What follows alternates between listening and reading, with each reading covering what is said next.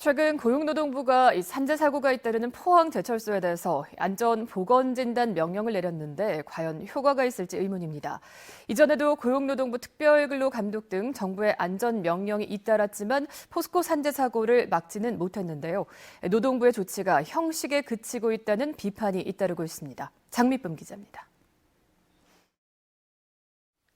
지난 6개월 동안 포스코 포항제철소에서 발생한 사고로 숨진 노동자는 모두 4명. 지난 2월엔 포항제철소 원료부두에서 컨베이어 벨트에 끼어 1명이 숨졌고 보름 전에는 석회 소성공장 실린더에 머리가 끼어 1명이 또 숨졌습니다. 국회가 산재 청문회를 연 데다 노동부는 특별 근로감독을 진행 중이었지만 모두 사고를 막지 못해 형식적인 조치였다는 비판이 나왔습니다. 제대로 된 원인 규명과 재발 방지책을 세울 수 있는 그런 방법이 아니고 책임 회피하기 위한 노동부가 책임 회피하기 위해서 포스코의 편을 들어준다 그렇게밖에 볼 수 없습니다. 지난 22일 노동부가 내린 안전보건진단 명령에 대해서도 근본적으로 실효성이 떨어진다는 지적이 잇따르고 있습니다. 안전보건진단은 사업장 내 산업재해 위험 요소를 조사하고 사업주가 개선 계획서를 제출하도록 규정하고 있습니다.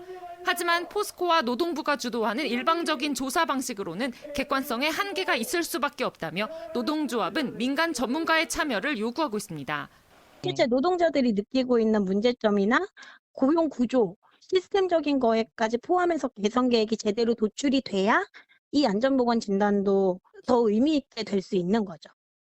특히 2019년 현대제철 당진제철소에 대한 근로감독이나 최근 한국타이어 대전 공장의 안전보건진단의 경우 객관적인 조사를 위해 노동조합의 조사 참여를 보장했습니다.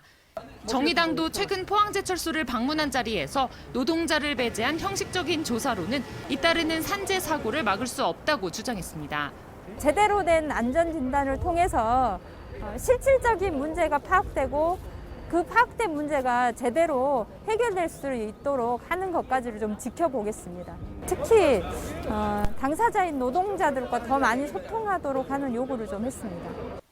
이에 대해 고용노동부는 안전보건진단과 관련해 사업주인 포스코가 노조의 조사 참여를 거부할 경우 이를 강제할 권한이 노동부에는 없다며 원론적인 입장을 밝혀왔습니다.